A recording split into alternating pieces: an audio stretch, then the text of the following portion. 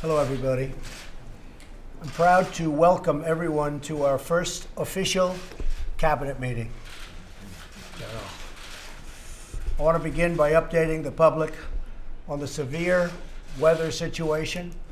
I've been receiving the latest information on the blizzard forecast, and I think we're in very good shape. We're prepared. Everybody in government is fully prepared and ready. And the entire Northeast, it seems, is under a very severe winter storm warning. So let's hope it's not going to be as bad as some people are predicting. Usually it isn't.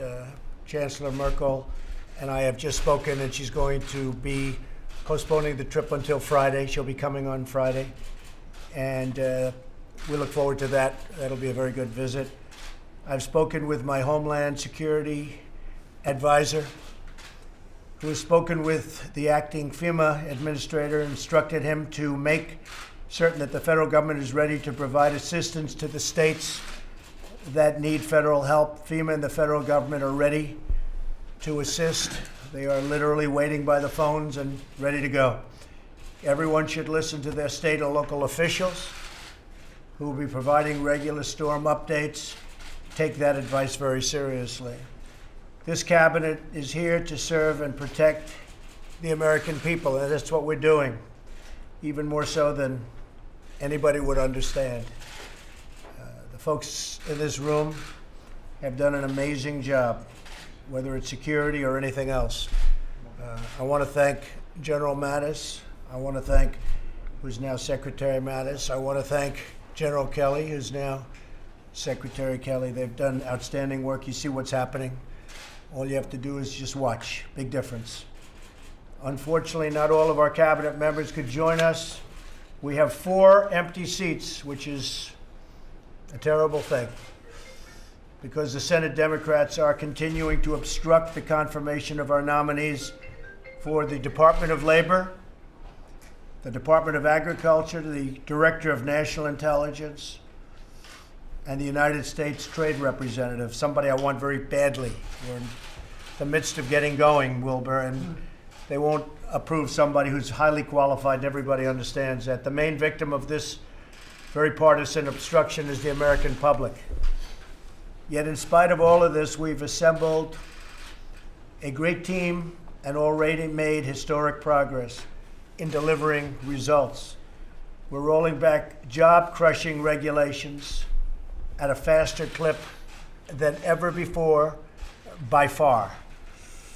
And we're seeing companies like Exxon, Walmart, Intel, Ford, Fiat Chrysler, and so many others announcing that they will keep and create tens of thousands of jobs in the United States. Many, many companies are not moving now, which normally they would have been out of here a long time ago. They're not moving because they understand there are going to be consequences. If they move, that's fine, but there will be consequences. It's not going to be so easy. They're not going to fire our people and move and think they're going to ship their jobs back here, and we won't be doing anything about it. The first 2 job reports that have come out since my inauguration, we've already added nearly 500,000 new jobs. Right after this meeting, we'll be signing a new executive order to begin the process of reorganizing the executive branch to make it less wasteful and more productive. We're also working closely with the House and Senate Republicans to repeal and replace Obamacare. Obamacare, all of a sudden, the last couple of weeks, is getting a false rep that maybe it's okay. It's not okay. It's a disaster. And people understand that. It's failed. And it's imploding. And if we let it go for another year, it'll totally implode. In fact, I've told the Republicans, why don't you just let it go for another year? That way everybody will really understand how bad it is. But it would be the wrong thing for us to do and for the American people. The House plan will expand choice, lower costs, and ensure health care access for all. We're negotiating with everybody. It's a big, fat, beautiful negotiation. And hopefully we'll come up with something that's going to be really terrific.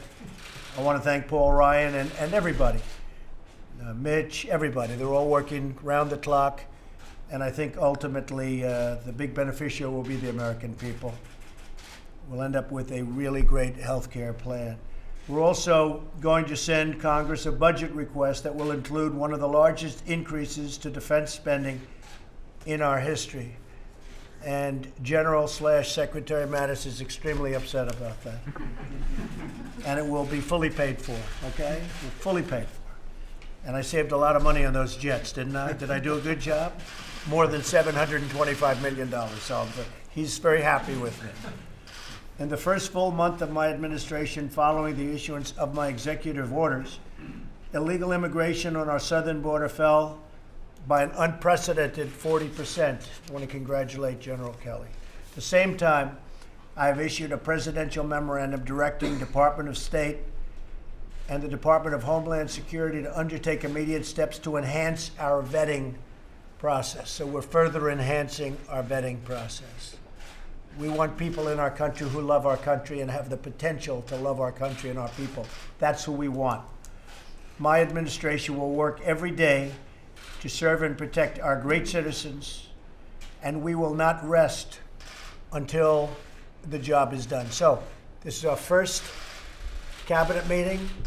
I hope this is going to be a historic cabinet meeting, historic in the sense that we're going to do a fantastic job for the American people, for our country, and for the future of our country. So thank you all very much. We'll see you later.